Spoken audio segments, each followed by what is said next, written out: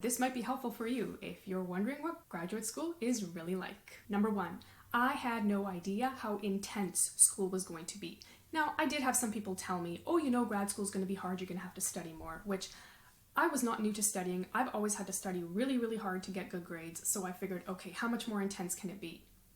I had no idea. Nobody in my family or extended family at that point had gone to graduate school. So I didn't have someone that said to me, hey, this is what you should expect. I graduated in the mid-2000s with a doctorate degree in physical therapy. When you get into the doctorate program, it's already set up for you. You're with the same 25 people for the exact same classes every single day for the entire 3 years. You don't get to pick what classes, you don't pick what time of day you do the classes, it's all laid out for you. So the first semester they eased us in with only 6 classes per semester, which, you know, not too bad. It was rough. The second semester I had 10 classes. I had no clue people even did that. I literally was like, this is impossible. Who can do 10 classes a semester? Plus all of your homework, plus all of your assignments, plus studying for quizzes, plus studying for exams. So can you imagine exam time when you have 10 classes? You literally have like 10 exams in this period of like 3 days. You literally think you're gonna die, but you don't, because you know what? You have no idea how strong you are until you go through something really tough, and then it's amazing what you can make yourself do. On the other hand, I had absolutely no life. My entire life was that program. I lived and breathed physical therapy. Click this video right here where I talk about the difference between undergraduate degree and a graduate degree, and yeah, they're pretty different. Now, once you get into grad school, you kind of feel like, all right, I made it. It was super competitive. It was really, really hard to get in, but I did it. So now I'm kind of like, whew, big sigh of relief. Wrong. It is so incredibly competitive. I'm not naturally a competitive person, but people are so intense. It's all about getting really, really good grades and doing the best you can, which of course you should always do the best that you can in life. You were expected to maintain a relatively high GPA. And if you didn't, you were put on academic probation. I'm not even joking. And if you didn't improve your grades by next semester, you were kicked out of the program. You were never safe once you were there. If you didn't maintain a high average, you were a goner. So literally every test I took, I was like, okay, don't screw this up because you paid a lot of money to come here, so you better do well. Anyway, I was a little intense with putting pressure on myself. I had no idea how many egos there were in graduate school. And by egos, I mean professors with PhDs that have very high egos about themselves and the things they've accomplished. Now, don't get me wrong, I value education. I have a lot of respect for people who are highly educated, but I also have a problem when they literally think that they are gods on earth and can treat graduate students like they are idiots and like they don't know a single thing. People work really hard to get into graduate school, and yes, there's obviously so much that we don't know, and we're already aware that we don't know things because we're all struggling a little bit to keep our heads above water, especially the first semester. But when you have professors that literally lord their titles and their accomplishments over you and make you feel like you are an idiot, it is really hard to have respect for people like that. That's just me. Not all of my professors were like that. Definitely not. And here's the thing. You have to stay on good terms because you have these professors over and over for classes. So even if they're not your flavor of personality, you have to find a way to get along with them and to show them respect, even if you sort of feel like, really? This guy is driving me nuts. I don't think anyone should ever be made to feel like they are lesser than. The third thing that I wish I'd known before I started graduate school was that I would basically be required to learn another language, the language of Latin. Now, because my major was physical therapy, I obviously had to become a body expert. I had to learn all the muscles and all the bones in the body.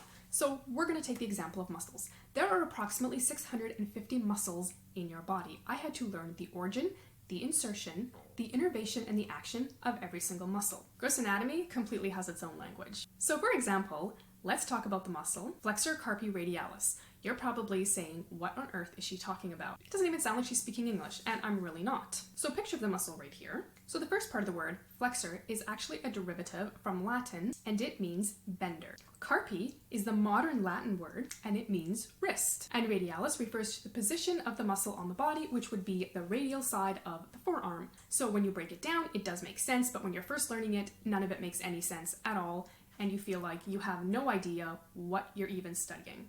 It does get easier with time, and over time you actually start realizing, wow, I know what all this stuff means. And then that's really exciting. I would feel dumb on a very regular basis. Now, obviously you've done a degree before you go into graduate school, but you also know that there's a lot that you don't know. And it's okay. It's totally okay to realize that you don't really feel like you know anything. Hopefully you've been given a foundation, but then you build on that foundation and you get so much more information packed and thrown at you in such a short amount of time. It feels completely overwhelming, and it often feels like you actually aren't learning anything. All you realize is that you know less than you thought you knew last week. And every week, more and more information is being thrown at you, but the interesting thing is some of it does actually start sticking. And I remember my very first semester of anatomy, I felt completely overwhelmed learning this like new language of anatomy and having all of these classes, and it just felt like I was drowning constantly every single day. And then as time progresses, you just get used to constantly feeling overwhelmed. It's just like your new life. You're overwhelmed, you feel like you don't know what's going on half of the time.